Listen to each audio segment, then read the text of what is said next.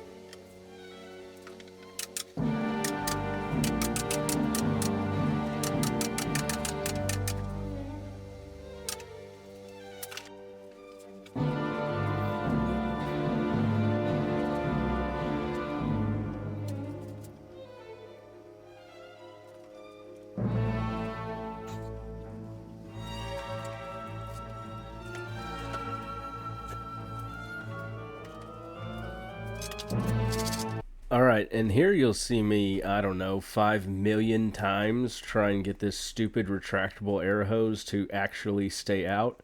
I was like $100 and some odd dollar tool too, and I mean it has traveled with me in multiple locations across state lines, but I feel like for the couple hundred, it's like $150 I want to say is what I paid for it. You'd feel like it ought to perform better. If anybody watching this has a retractable air reel that they actually enjoy or that works for them, I would love to know in the comments.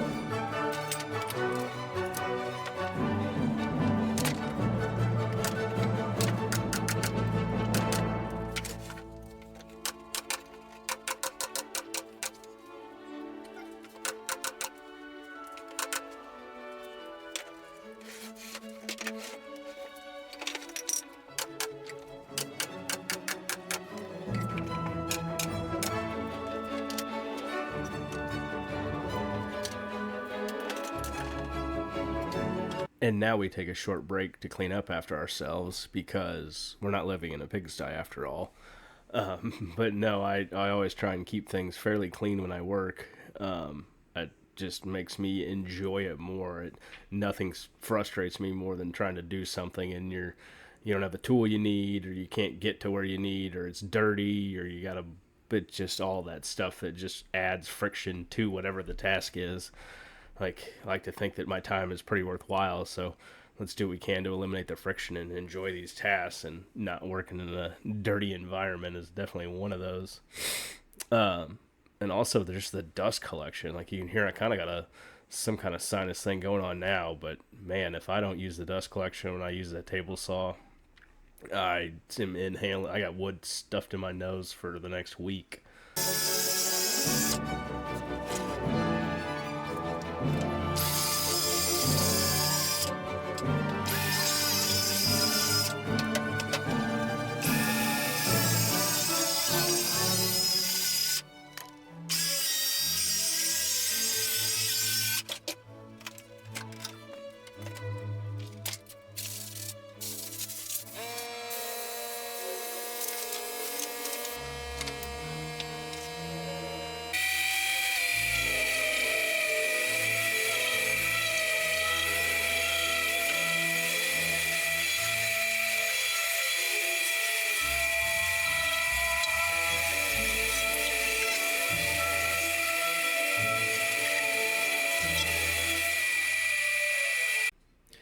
So you see me here tearing that sandpaper off of the sander, and that's the 3M Cubitron sandpaper, which is really great sandpaper. I'm not sure what's going on with this rigid sander.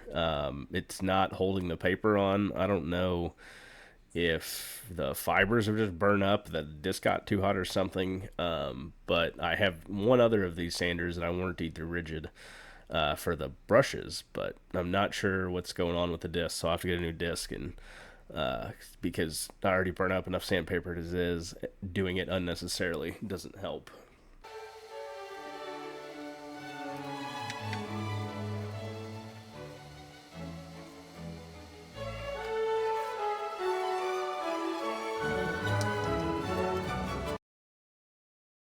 And as proof nothing goes smoothly, here you see that freshly painted hood fall directly onto my shoes.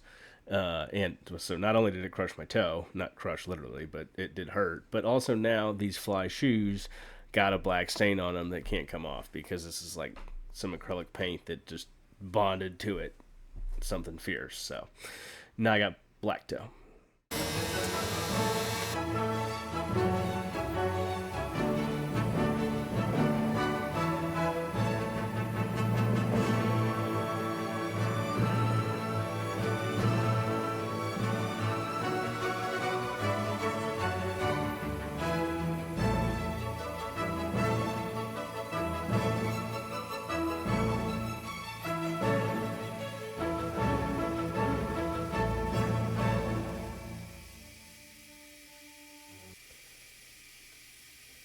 So here you see me rubbing my eyes. So you also saw me take my safety glasses off, which A, I should get brownie points for wearing, but B, why am I getting dust in my eyes if I got safety glasses on?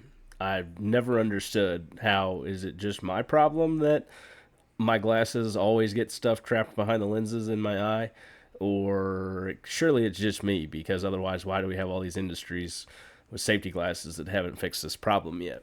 So if it's not just me and you got this problem, let me know down in the comments.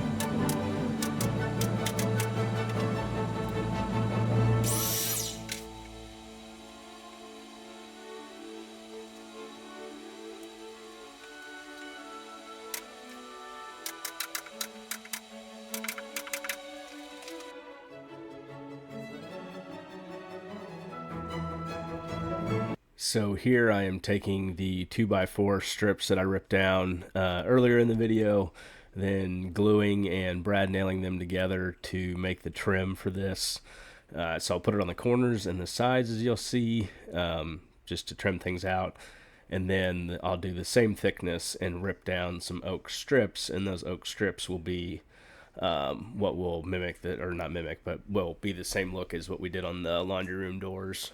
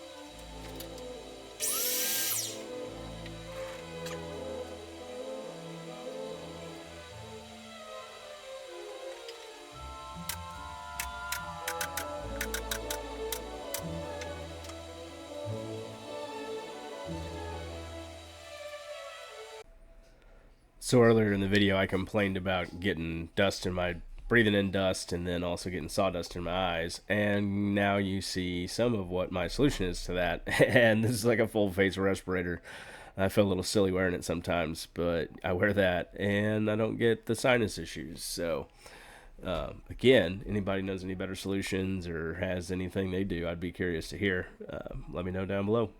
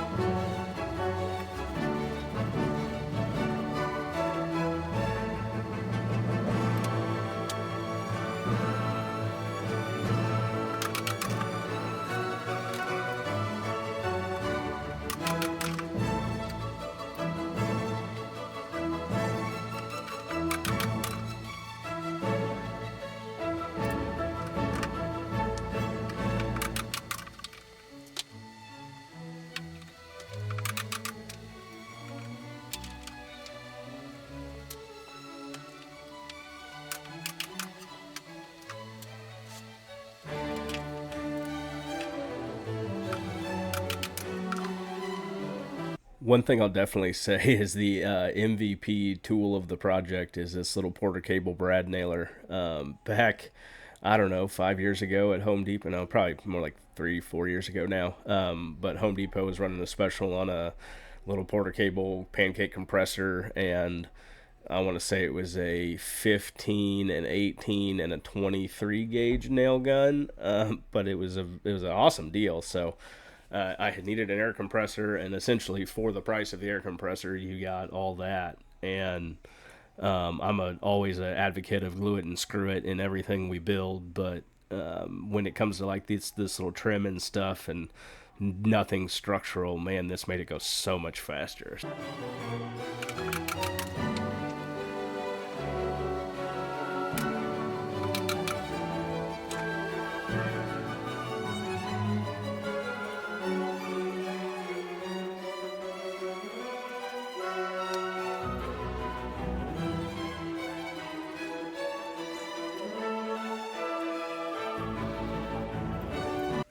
All right, guys, and here it is, hung from the ceiling in its final form. I am putting on Rubio Monocoat in the clips right now. I love how that stuff makes the natural grain of the wood pop, and it's an oil finish. It's food safe. I used it when I built Mad's crib. I used it basically on everything I've started when I started, we'll quote unquote call it the fine woodworking journey using hardwoods. But yeah, absolutely happy with how it turned out. Hope you guys have enjoyed the video. Stay tuned for a before and after picture at the end. And Maddie, if you're watching this, know how much I love you. And Jen, you're an amazing mother, and couldn't do this without you. So appreciate you guys. Hope you enjoyed it. See you soon.